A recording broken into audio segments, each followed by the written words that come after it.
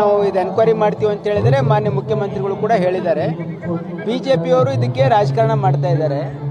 ಈಗ honey trap ಆಗಿದೆ ಯಾರಾಗಿದೆ ಅಂತ ಹೇಳಿ ತನಿಖೆ ಆದಮೇಲೆ ಗೊತ್ತಾಗೋದು.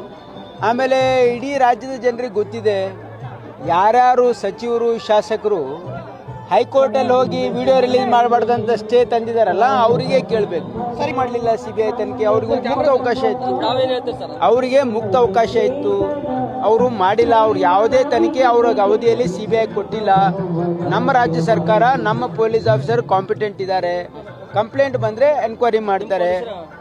100% ಕಾಂಪಿಟೆಂಟ್ ಇದ್ದಾರೆ. ಕಂಪ್ಲೇಂಟ್ ಕೊಟ್ಟರೆ FIR ಆದರೆ 100% ಇನ್ವೆಸ್ಟಿಗೇಷನ್ ಆಗುತ್ತೆ. ಆಮೇಲೆ ಮಾನ್ಯ ಮುಖ್ಯಮಂತ್ರಿಗಳೇ ತನಿಖೆ ಮಾಡ್ತೀವಿ ಅಂತ ಹೇಳಿದ್ರೆ 100% ಇನ್ವೆಸ್ಟಿಗೇಷನ್ ಆಗ್ತದೆ. ಅದು ನಿಜ. ಈಗ ನೋಡಿ, ಯಾಕಂದ್ರೆ ರಾಜಕಾರಣ ಬಹಳ ಕೆಳಮಟ್ಟಕ್ಕೆ ಹೋಗ್ತಾ ಇದೆ.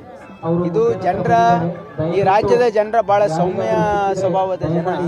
ಮತ್ತು ಯಾವತ್ತೂ ಕೂಡ ಇವತ್ತು ಮೌಲ್ಯಾಧಾರಿತ ರಾಜಕಾರಣಕ್ಕೆ ಮನ್ನಣೆ ಕೊಟ್ಟಿರ್ತಕ್ಕಂಥದ್ದು ಕರ್ನಾಟಕ ರಾಜ್ಯ. ಇಲ್ಲಿ ಯಾರು ಜನಪರವಾಗಿರ್ತಕ್ಕಂಥವ್ರು, ಯಾರು ಶುದ್ಧ ಹಸ್ತರು, ಯಾರು ಜನಪರವಾಗಿರ್ತಕ್ಕಂಥವ್ರು, ಯಾರು ಜನಪರ ಕಾಳಜಿ ಇರ್ತಕ್ಕಂಥವ್ರು, ಅಭಿವೃದ್ಧಿ ಪರವಾಗಿರ್ತಕ್ಕಂಥ ನಾಯಕರಿಗೆ ಮನ್ನಣೆ ಕೊಟ್ಟಿರ್ತಕ್ಕಂಥ ರಾಜ್ಯ ನಮ್ಮದು.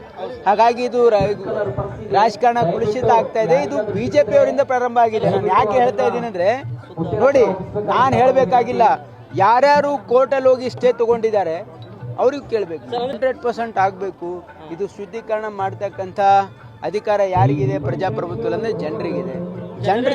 ಜನರೇ ಇದಕ್ಕೆ ಮದ್ದು. ರಾಜಕಾರಣದಲ್ಲಿ ಇದು ಪ್ರಜಾಪ್ರಭುತ್ವದಲ್ಲಿ ಜನರೇ ಮಾಲೀಕರು. ಜನರು ಮಾಲೀಕರು ತಪ್ಪು ಕೆಲಸ ಮಾಡ್ತಾ ಇರ್ತಕ್ಕಂಥ ನಾವೆಲ್ಲ ಸೇವಕರು ಇದ್ರಲ್ಲ ಅವ್ರಿಗೆ ತಿದ್ದಬೇಕು, ಇಲ್ಲಾಂದ್ರೆ ಅವ್ರಿಗೆ ಮನೆ ಕಳಿಸ್ತಾರೆ.